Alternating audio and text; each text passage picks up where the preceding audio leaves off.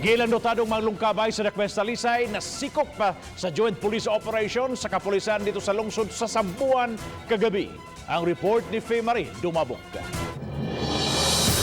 Dakong nakatabang sa kapulisan ang gi-upload ni Chadwin Katipay sa iyang mga lakaw ug nahimutangan diya sa social media.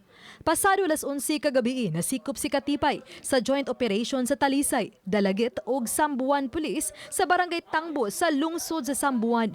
Mato di Police Lieutenant Colonel Gerard A. Spilari nga gitumbok nga suspitsado si Katipay sa pagpanglungkab sa dakbayan. Human nga nakita kini sa kuha sa CCTV. Nasuta nga siya usab ang gitumbok nga responsable sa lungkab sa mga balay sud sa subdivision sa niaging tuig. We received a report atong March 15 about a burglary incident in a subdivision. Kasamtangang gitanggong ang suspitsado sa Sambuan Police Station nga nakuha og mga gadget sama sa kamera, laptop, mga cellphone, relo ug mga plansya nga gingong iya sa mga gikawatan niini.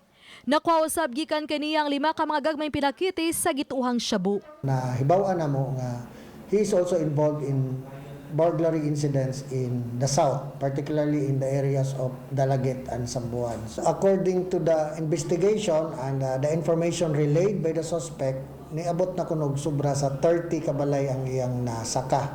Awhag karon sa kapulisan sa mga nabiktima ni Katipay nga mopatim-aw sa stasyon ug mopasakaw gyud og kaso. Samtang gisubay usab kun aduna bay mga kauban si Katipay diha sa pagpanglungkab. Uban ni Cleofer Lumayag.